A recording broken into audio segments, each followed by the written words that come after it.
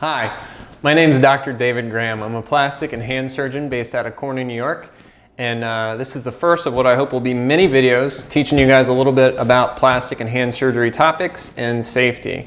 So first of all, obviously enough, this topic is going to be on pumpkin carving safety. So every year around this time, late September, October, I start getting calls from ERs about folks who hurt their hands while carving pumpkins. Most of the time it's adults, but sometimes it's even small children. And these injuries can range from simple lacerations to, partial amputations, tendon ruptures, etc. Anyways, it's a lot of hassle, it's a lot of expense. It may be more than an ER visit, it may be an OR visit, and it's something that can be easily prevented if you follow some simple steps. So that's what I'm here for. So, most important step of all, first of all, no kids with knives, okay? Only adults should do the carving. You've seen your kids out there playing, you've seen them playing sports. They're not the most coordinated of creatures just yet, so the last thing you want to do is give them a knife and point them towards a pumpkin, okay? So adults only. That doesn't mean the kids can't have fun, okay? You can give them a magic marker, you can give them crayons, they can draw all over the pumpkin, they can draw a pattern and you can cut it out. That'll be fun for them. In addition, they've got these little kits now that have eyes and ears and stick-on type things. There's glow-in-the-dark paint. There's 100 things kids can do and still have fun with the pumpkin. In addition, once you've got the top off, you can let your kids get in there, get their hands dirty, pull out the guts. I know that's something I always love to do. You collect the seeds, you bake them, put it in their school lunches. Believe me, they're not going to be slighted at all by not doing the actual carving themselves. So, you've established who's going to do the carving. Once you've decided adults only, please, then you start getting prepared. You wash your pumpkin, you wash your tools, you make sure everything's nice and dry. You don't want anything slippery, slipping while you're cutting, okay? You're gonna hurt yourself.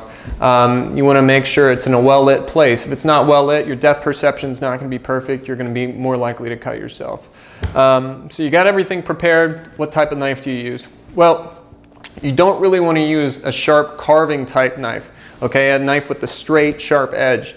That type of knife is going to get stuck in the meat of the pumpkin. It's more of a slashing type knife, and when it gets stuck deep into the meat of the pumpkin, the only way to pull it out is to kind of wedge and jam it out with some force. If you do that, it's going to jerk out with a pull. It's not going to be controlled. You're going to be a lot more likely to cut yourself. So what I would recommend is using a serrated knife, maybe an old steak knife in your drawer with a dull tip.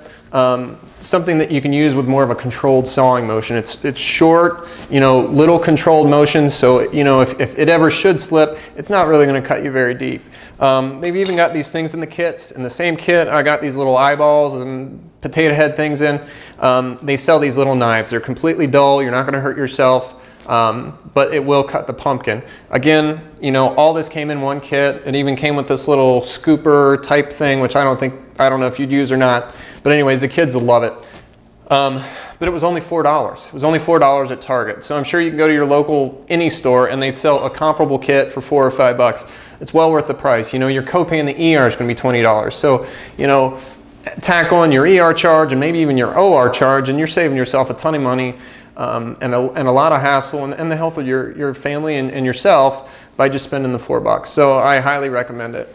So say you followed all these instructions, you still end up cutting yourself. What do you do then?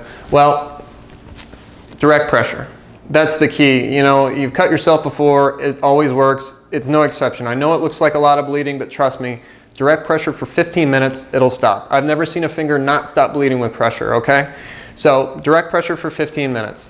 That being said, if it doesn't stop after 15 minutes and you're worried, that's fine. You can go to the ER, talk to your family doc, and they'll help you out.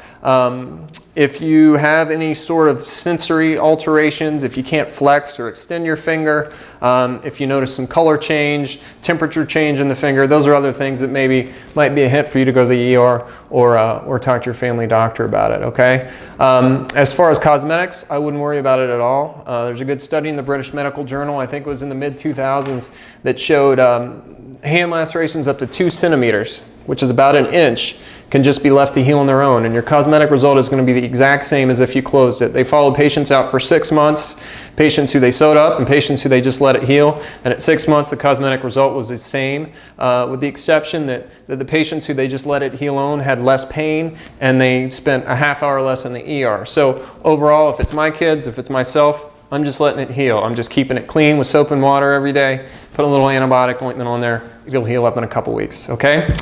So that's pretty much it. It's pretty simple, you know, just use a serrated knife, adults only. Keep everything nice, dry, well lit, and you shouldn't have any problems. And if you do, a little bit of first aid and you'll be just fine, and you should have a really good season, okay? So I'm gonna start.